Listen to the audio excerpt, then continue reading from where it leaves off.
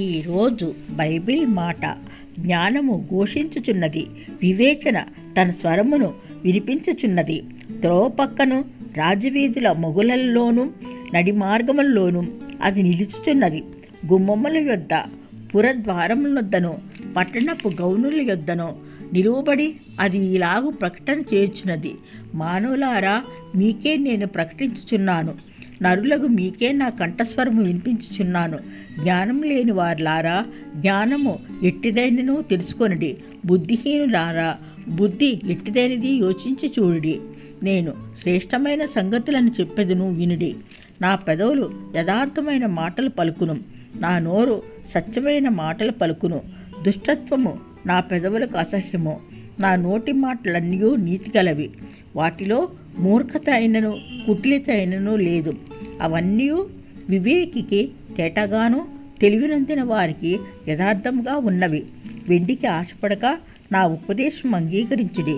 మేలు మీ బంగారు ఆశింపక తెలివి నొందుడి.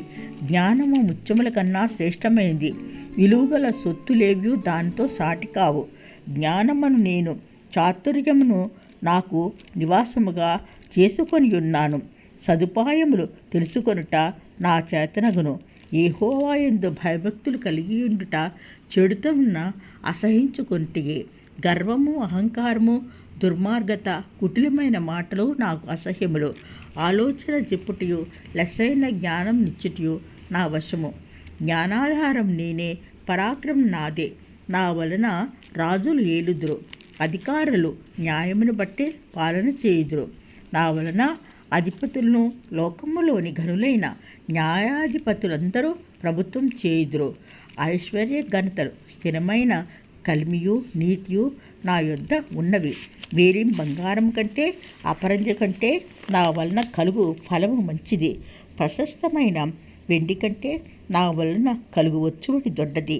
నీతి మార్గమందును న్యాయ మార్గములందు నేను నడుచుచున్నాను. నన్ను ప్రేమించి వారిని ఆస్తికర్తలుగా చేయుదును, వారి నిధులను నింపుదును. పూర్వకాలమందు తన సృష్టారంభమున తన కార్యములతో ప్రధానమైనవిగా యెహోవా నన్ను కలుగజేసెను. అనాది కాలం మొదలుకొని మొదటి నుండి భూమి ఉత్పత్తి అయిన కాలమునకు పూర్వము నేను నియమించబడితిని. పర్వతములు స్థాపింపబడక మునుపు, కొండలు పుట్టక మునుపు, భూమిని దాని మైదానము ఆయన చేయక మునుపు, నేల మట్టిని రవంతియు సృష్టింపక మునుపు నేను పుట్టితిని. ఐశ్వర్య ఘనతలు, స్థిరమైన కలిమియు నీతియు నా వద్ద ఉన్నవి.